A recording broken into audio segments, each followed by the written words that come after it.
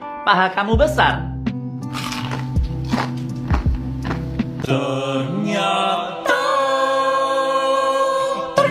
Hai guys, aku Abi dan selamat datang di Ternyata. Besar kecilnya paha itu ternyata dipengaruhi oleh beberapa hal. 1. Faktor keturunan.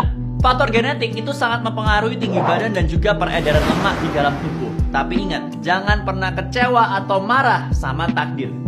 2. Jenis kelamin. Dibanding cowok, cewek itu cenderung punya paha yang lebih besar. Kenapa? Karena hormon deterjen. Estrogen, jerigen, estrogen, eslegen, seragen, estrogen. Nah, karena adanya hormon estrogen pada cewek itu yang bikin lemak-lemak pada bikin padepokan di bagian bawah tubuh. 3. Terlalu banyak duduk. Jarang gerakin kaki itu ngebikin lemak di kaki itu nggak terbakar. Dan akhirnya bikin paha jadi gede karena lemak. Yang terakhir, buat kamu yang punya paha gede, jangan minder, jangan minder, jangan minder. Ingat, semua orang itu spesial, nggak ada yang sama. Jangan minder. Di konten berikutnya aku jelasin keuntungan punya paha besar. Rest in peace, Chadwick Boseman. Chadwick Aaron Boseman meninggal di tanggal 28 Agustus 2020 setelah 4 tahun berjuang melawan kanker usus dan tanpa diketahui oleh publik. Ternyata aktor kelahiran tahun 1976 ini awalnya lebih ingin berada di belakang kamera, atau lebih tepatnya sebagai sutradara. Dia pertama kali menulis sebuah pementasan di tahun 95 waktu masih SMA. Karya ini terinspirasi dari temannya yang tertembak dan terbunuh. Tahun 2000, Chadwick lulus dengan gelar Bachelor of Fine Arts in Directing dari Howard University. Chadwick akhirnya belajar acting untuk bisa lebih memahami aktor dan menjadi director yang lebih baik. Di tahun 2003, ia mendapatkan peran akting di TV untuk pertama kalinya. 10 tahun kemudian, Chadwick Boseman bermain di film 42, salah satu film yang mengangkat namanya. And since that day, the rest is history. Wakanda forever. Di sini siapa yang mau aku traktir liburan ke Korea Utara? Nani? Hi, takut.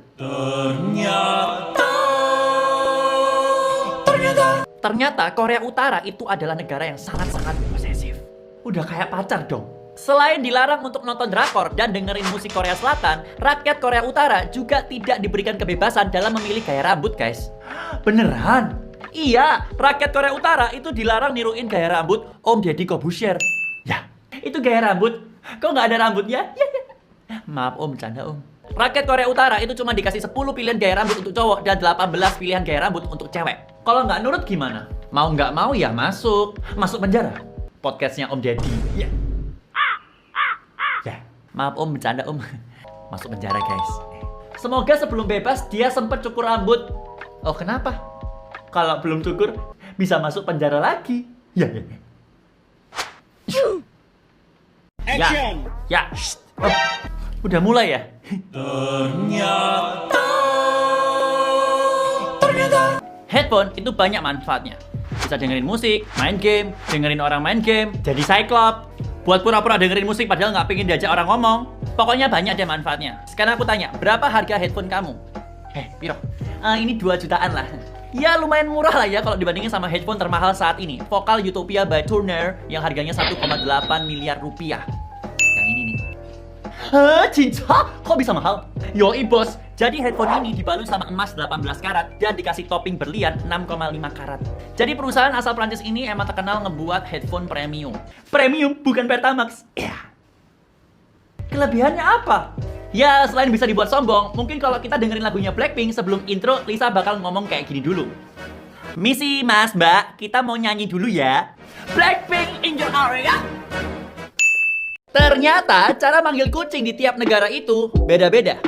Ternyata. Hai guys, nama aku Abi Bayu dan selamat datang di Ternyata. Di tiap negara cara manggil kucingnya itu beda-beda. Kalau di Indonesia manggilnya push, push. Di Jepang manggilnya sho, sho. Di Rusia manggilnya kiss, kiss, kiss. Masa baru kenal udah minta kiss. Polandia dan Ukraina kids. Polandia dan Ukraina kids, kids, kids.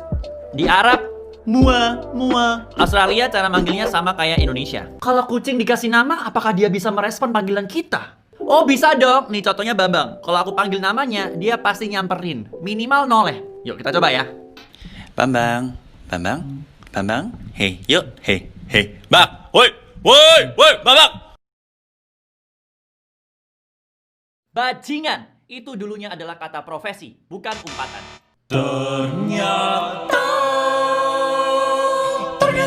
Di tahun 1940-an, bajingan adalah istilah untuk orang yang bekerja sebagai driver gerobak sapi. Kopi. Gerobak sapi ini digunakan untuk mengangkut muatan barang dari satu tempat ke tempat lainnya. Alkisah ternyata dahulu driver gerobak sapi atau kusir atau bajingan ini sering banget telat atau ngaret. Duh bajingan iki tekan dhisik kok ora teko-teko. Karena seringnya orang ngeluh, kata bajingan bergeser menjadi umpatan buat orang yang telat. Kowe iki suwe tenan koyo bajingan.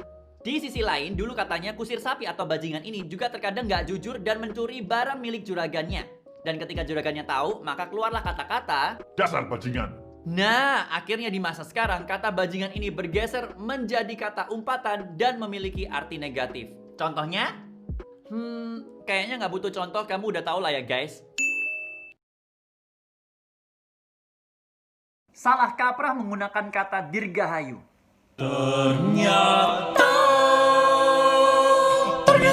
Hai guys, nama aku Abi dan selamat datang di Ternyata. Ternyata kata dirgahayu adalah kata serapan dari bahasa Sanskerta yang artinya panjang umur atau berumur panjang. Dan biasanya orang-orang menggunakan kata dirgahayu itu seperti ini. Dirgahayu HUT RI ke-75. Dirgahayu kemerdekaan RI ke-75. Ini salah, karena artinya jadi panjang umur hari ulang tahun Republik Indonesia ke-75. Panjang umur kemerdekaan Republik Indonesia ke-75.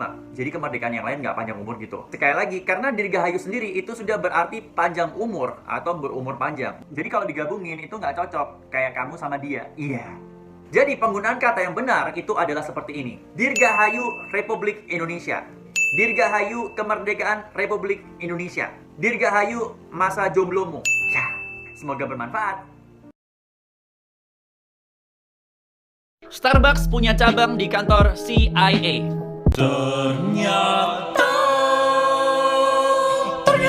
Hai guys, aku Abi Bayu dan selamat datang di Ternyata. Semua orang pasti tahu Starbucks, meskipun nggak semua orang pernah nongkrong di Starbucks. Karena mahal. Selain cabangnya ada di berbagai negara, ternyata Starbucks juga punya cabang di kantor Badan Intelijen Pusat Amerika Serikat atau yang biasa dikenal sebagai CIA. Nah, barista yang kebetulan diposisikan di cabang CIA ini harus benar-benar diperiksa kayak di film-film sebelum dia masuk. Yang nongkrong di sana semua agen CIA dong. Ah betul. Kalau mau pesen pakai sandi-sandi gitu dong. Oh tidak betul. Ya tinggal pesen aja, nggak usah pakai sandi-sandian. Masa kalau kamu mau pesen kayak kopi tubruk pakai kayak gini? Nggak kayak gitu. Satu lagi, ketika pesan di sana, agent dilarang menggunakan nama asli dan harus menggunakan nama samaran. Mau pesen apa kak? Kopi tubruk. Atas nama siapa kak?